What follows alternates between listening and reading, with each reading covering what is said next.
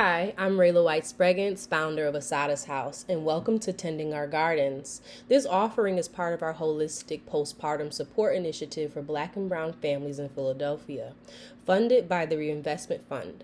We created it because new parents deserve nourishment, not only food, but community, guidance, and care that honors the fullness of their being. What you're about to watch is an asynchronous workshop from our educational series. We kept these sessions real and grounded so they feel like being in the room with us. Wherever you're joining from, I invite you to arrive as you are, take a breath, get comfortable, and let this be a moment of tending to your body, your spirit, and your postpartum journey. Thank you for allowing us to walk alongside you. We're glad you're here. Shakera Wholeness, they, a Black postpartum doula and Reiki practitioner serving Philadelphia and surrounding areas. Her work celebrates clients of all types and centers Black and Brown, queer, and/or neurodivergent families and individuals. She is invested in providing support where evidence-based care is just as important as intention and intuition. It is her hope that Reiki can support community members with calling in harmony and encouraging embodiment, wholeness, and connection. In this workshop, we will be going over specific ways new parents, community, and family members can serve as they build their postpartum support by taking on postpartum care shifts. This workshop will be accompanied by a downloadable postpartum care shift and a meal train sign up spreadsheet for families to share to their greater community. Hello, my name is Shakera, and my pronouns are she, they, and my name. I am a birth and postpartum doula and Reiki practitioner here in Philadelphia. But I think the most important thing is that I am a community member. It's just really important to me to learn how to be with each other. That's why I wanted to name this workshop Working My Way Out. So there's a common sentiment taught in doula trainings called, or the saying goes, we are working our way out of a job, which is something that you don't often hear in most careers. But that's because doula work is based on community. So I do this in my shifts, like on a day-to-day basis, by teaching families how to care for their little ones and how to show up so that one day, like in the near future, maybe it's a month from now, maybe it's 2 months from now, that they don't need me anymore. And then the other way I do this is by teaching their larger communities how to be their postpartum care. So that you don't even have to think about like, do I need to hire a postpartum doula? No, because my community got me. Um, so I've been seeing like in trainings, there's a disconnect on what I've been taught around showing up for people as a postpartum doula as hired support. There's a di disconnect between having that support versus what I see in the day-to-day, in my day-to-day work and spoke. Sorry. Oh my goodness. Okay, should I? Oh, so there's just a disconnect from what I've been able to hear from trainings that I've seen versus what I really see on a day-to-day basis when I'm talking to families, even families that I'm not their postpartum doula, but when I meet people and hear what their postpartum experience has been like, not everybody is able to afford a postpartum doula. And the alternative to that is that maybe someone might have a family member come stay with them for an extended amount of time. But the reality is that not everybody has a family member that is able to take off for a week at a time, 6 weeks at a time to provide extended postpartum care for someone.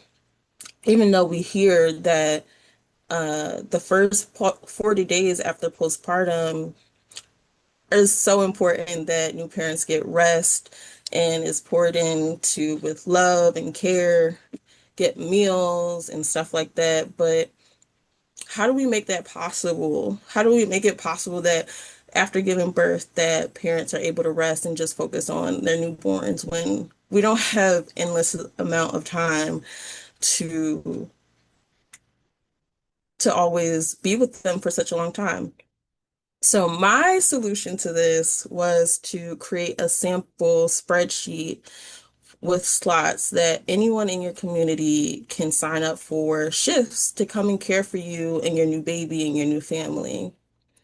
A lot of us are more starting to hear about meal trains where you sign up and bring a meal to a family. But what else? What about, them being able to get rest? What about them even preparing that meal? What about their older kids? There's so much more to postpartum care than just them being able to eat. So I wanted to create this so that, you know, anybody can sign up a time a time frame to donate their time and care. Yeah, so I just want to take some time to show you all what this spreadsheet looks like. You can take this as an example and change it as you like for whatever your needs are. There will be a link available that you can download this and tweak it for your own needs. All right, so I'm going to share my screen so we can check this out together.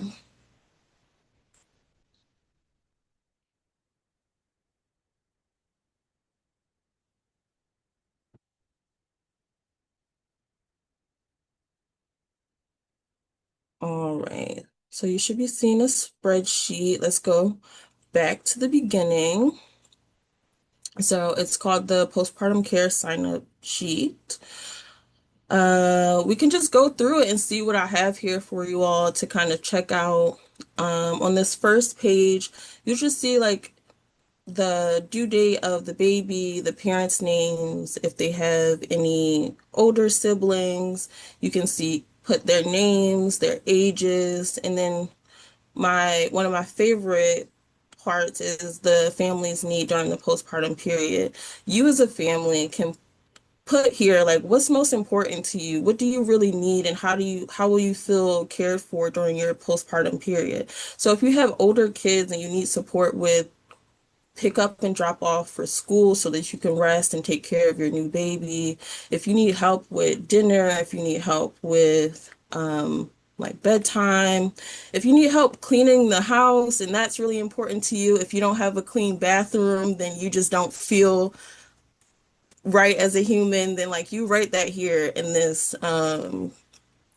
slot. Just write all the things that'll make you feel really good and supported during the postpartum period. From there, you'll be able to send this spreadsheet out to your different community members and loved ones. You can decide if this is just like maybe your siblings are all signing up for this. You can decide if you want your close friends.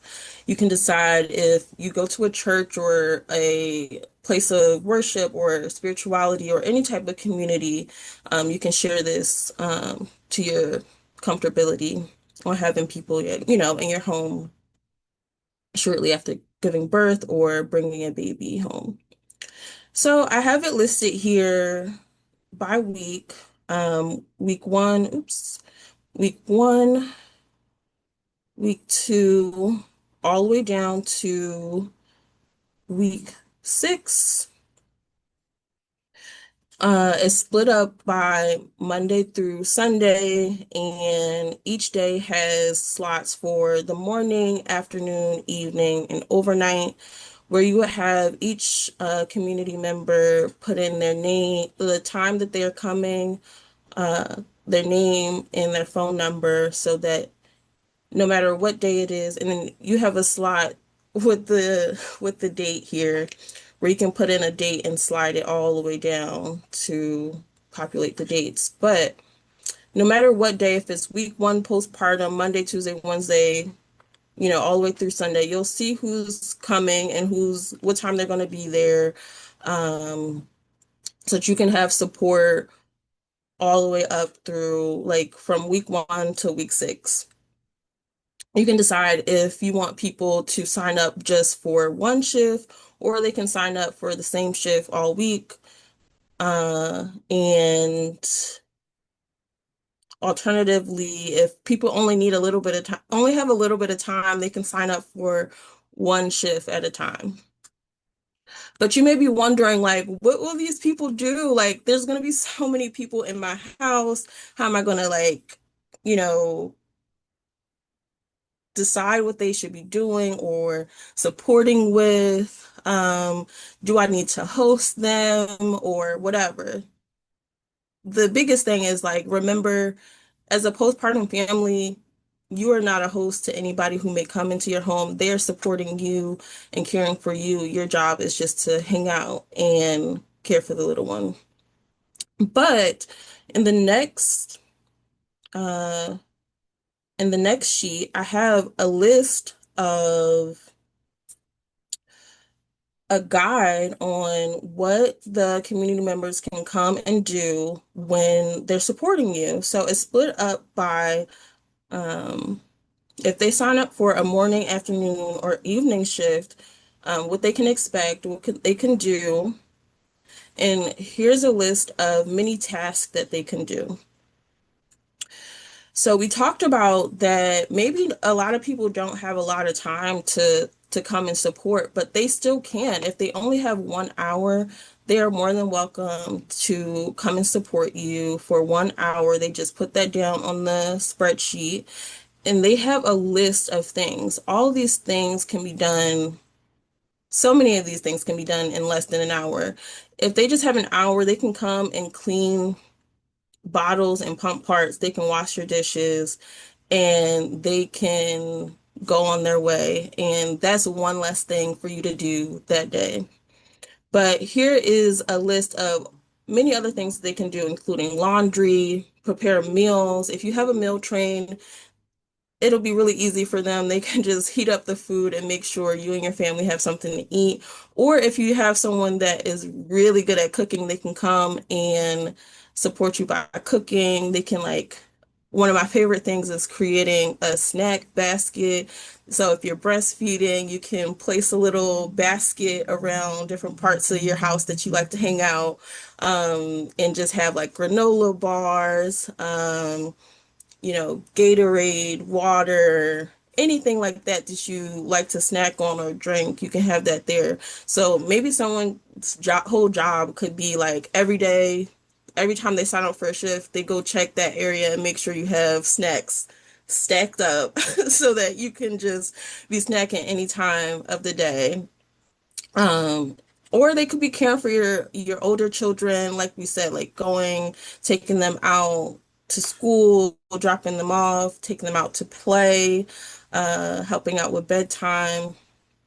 But you will notice that I put newborn care so far down on the list just because their first job should not be to come and hold the baby. Their first job is making sure that the whole family is taken care of before they come and support the baby. And when they do support the baby, it should be supportive to you. So if they're holding the baby, it should be so that the parents can eat, shower, nap, or some other way that they're taking care of themselves. Some other ways that you can support family, your community members can support you is like housekeeping, cleaning your house, or just emotional support. Having a new baby and being around little like young children all day can be so hard to like not have another adult to speak with. So just like having someone sit with you and talk with you can be so much more helpful than you may realize.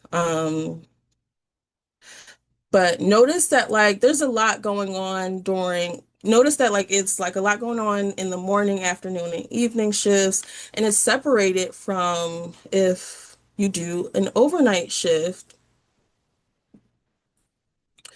So we all may know that newborns tend to wake up every 2 to 2.5 hours, and that could be really, really hard on your body, on your nervous system, and for anybody. And as a new parent, you're going to be doing this every day for the next 6 to 8 weeks at least. Sometimes even, up to like 6 months that babies wake up throughout the night. So it's really supportive to have someone come do an overnight shift, even if it's only once a week, even if it's just on a Saturday or Friday when they don't have work in the morning, it'll be so nice. These shifts are really good to be around 6 to 12 hours so that you can really get some sleep. You can get a really good stretch. I really want to give some pointers that you can pass on to your loved ones if they do plan on doing an overnight shift for you is if you are not used to spending a whole lot of time awake, like just start with one overnight shift and see how you feel. Do not burn yourself out. The point of this whole thing is to provide support so that the people's burdens feel less heavy and not to burden yourself more. So don't push yourself beyond what you have to give. So, a little guide to postpartum shifts is that one thing that people may not realize is that you don't have to stay up the whole night. Like, you wake up every 2 to 3 hours when you're supporting the family and feeding the baby or bringing the baby to the mom if she's like breastfeeding or a new parent if they're breastfeeding. But in between that, like you don't have to be awake the whole time. You can set an alarm for 2 to 3 hours after the baby has woken up for the next feed. And in between that time, you can take a nap, and just be ready for the next feed. I also suggest like not taking on a morning shift, like right after doing an overnight shift. You need your rest. So just be smart about it if you are going to offer some overnight shift support. These shifts are really, really amazing, especially for any family, but it's really good for if your family is having twins, just because when you have twins, an extra set of hands at any time of the day is greatly appreciated. It's so hard to feed two little humans at once. So like whether it be just holding a baby and keeping them relaxed while one is feeding or switching off one baby breastfeeding, one baby bottle feeding, it all helps and it all is supportive, but the bottom line is don't overextend yourself, just offer what you can. I often find when doing a overnight shift that it's really good to come up with a game plan before everybody goes to sleep. The whole point of overnight shifts is that the family gets some rest. So we don't want to be doing any loud activities like vacuuming, doing loud dishes, or lots of cooking unless like you love cooking and the family really wants you to cook and that's the only time that you can cook. If that's not the case, then leave the cooking to the daytime shifts. At night, we should be creating a nice, peaceful sleeping environment. So, things that people usually do at overnight is changing diapers, being emotional support, burping the baby, feeding the baby if that's what the family wants. And that's pretty much it. Like, once the baby is done eating, burping, being changed, they're able to go back to sleep. And you can take a little cat nap as well until the next feed a couple of hours later. Especially since this is a community member, most families may not need you to be up the whole night. They may just want a specific time of the night where they need support, especially if a family is breastfeeding. That parent is up like, around the clock every 2.5, 3 hours. So maybe they might opt in the middle of the night at the hardest part of the night, which is usually between 1 a.m. and 4 a.m. to just get a little extra sleep. So they may only need you to give a bottle feed at the 3 a.m. feed, and then the rest of the night you can just sleep the night away. So your job at the beginning of the night is to kind of like come up with that plan. Like, am I feeding every single feed with the bottle? Are you feeding some? Are we alternating? Is it just one time that you really, really need support?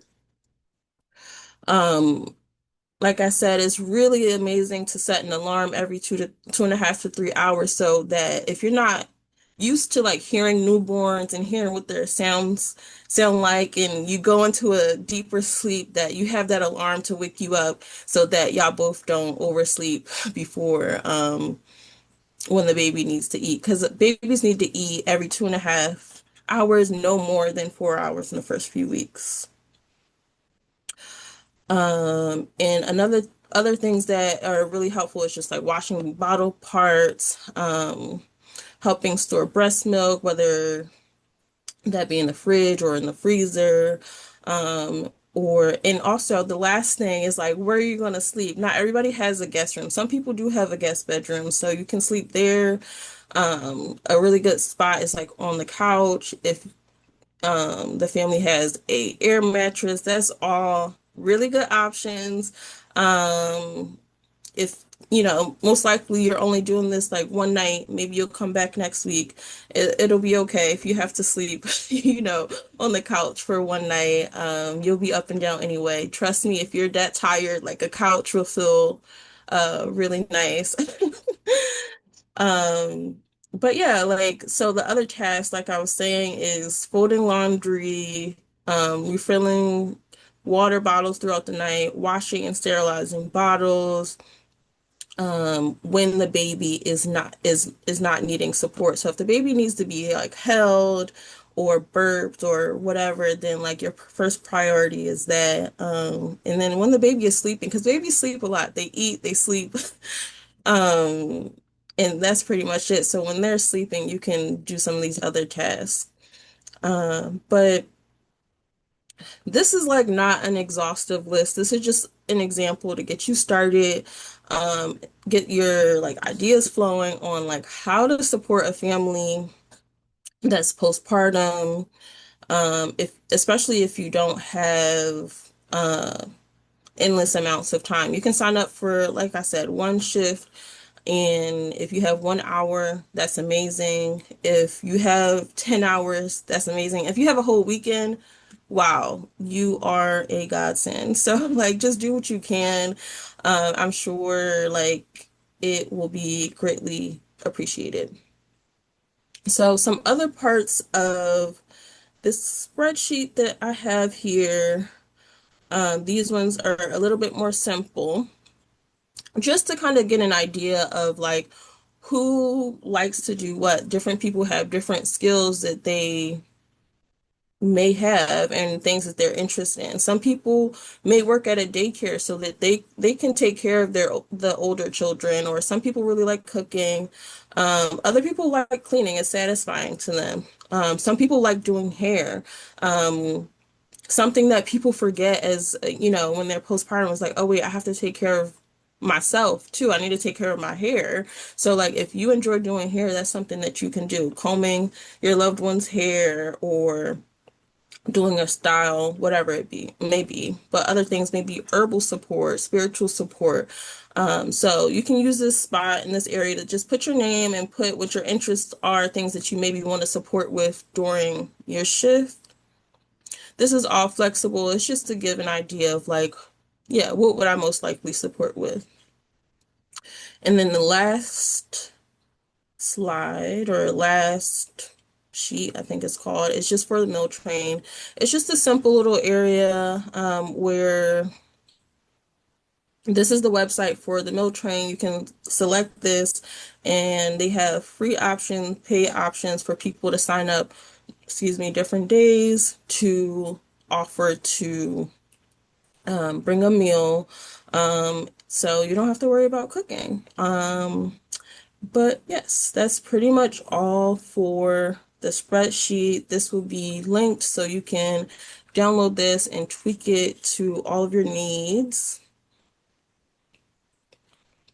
I'm going to stop sharing because that was basically the whole spreadsheet. But I hope this has been really helpful in getting an idea of how to bring in extra people into your life. And if you're a community member watching this, if you're a little bit intimidated, like, oh, what do I do? A person like, my family member is having a baby, and I don't know where to start. Like, this is for you to just get motivated to get jump started. But I do also want to speak really briefly to postpartum parents, specifically postpartum moms. Like, this is just a moment for you to accept care. And there's like basically two parts of being a community member. You can be the community member that gives, and you also can be a community member that receives. A lot of us feel really comfortable with being that one that's like, superwoman or super person that can get it all done. Like, postpartum is not the time to try and prove all that you can do. Right now is the time to really just surrender to the place that you are right now, which is like a new parent who just brought life or has a new life in your life, a new baby in your life. And your job is just to bond and heal and relax and be taken care of. So feel into how that feels. Like what does it feel like to surrender to accepting help? Um, and know that, like, doing some of these household tasks, it won't be done exactly how you may have wanted to be done, but it's going to be done and it's going to be okay. And people have your best interests at heart and they want to support you. So this is just a little nudge on how to receive support and be in community. Yes, this is a free option, so you don't have to pay for a postpartum doula to come and support you, but you pay it back by being a community member in the future. And if somebody else has a baby, if somebody else um has a surgery, they need their kids picked up, they're going on vacation, they need somebody to take care of them, like, you'll remember, like, oh yeah, you have my back, so I got your back. So I hope this has been supportive to you. I hope you've learned something. And I hope you just receive lots of care and softness during your postpartum experience. So, yes, wishing you the best of luck and sending you all the care and love from me, Shakera. Okay, thank you.